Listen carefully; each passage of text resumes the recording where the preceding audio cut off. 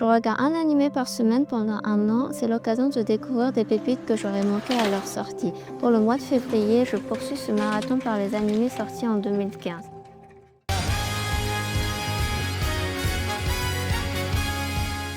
Death Parade est sûrement l'animé le plus connu que j'ai visionné ce mois-ci. Malgré sa popularité, je n'ai jamais regardé cet animé car l'opening me faisait penser que la série était une comédie. Mais qu'est-ce que c'est trompeur? いらっしゃいませ。クイーンデキムへようこそ。 Un bar où seules deux personnes mourant en même temps peuvent y accéder. Ici, leurs âmes seront jugées à travers un jeu dans le but de révéler leur vraie nature où à la fin, l'arbitre décidera de les envoyer en réincarnation ou dans le néant. L'être humain est une créature complexe. Le concept est assez clair et me rappelle à chaque instant qu'il faut chérir le présent et vivre sans regret car la mort peut nous tomber dessus à tout moment.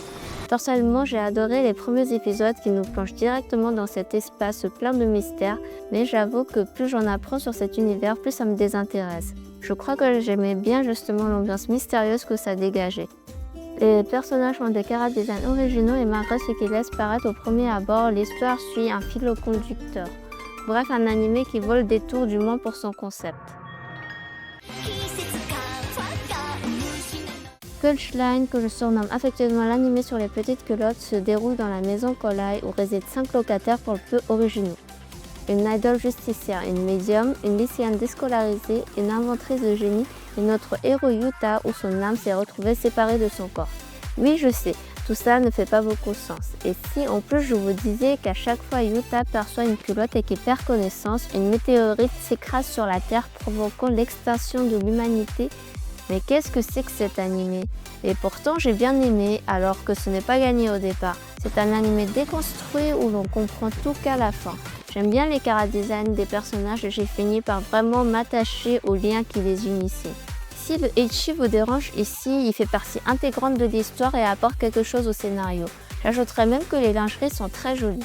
Punchline a été réalisé par MAPPA à l'époque où ils animaient encore des concepts originaux. On retrouve Uchikoshi au scénario connu dans le monde des jeux vidéo pour ses jeux casse-tête comme Silo Escape et I Was Some Young Files, Wars and Clubs. Si vous êtes intrigué de savoir comment Uchikoshi réussit avec brio à rendre le tout cohérent et complet, regardez Punchline.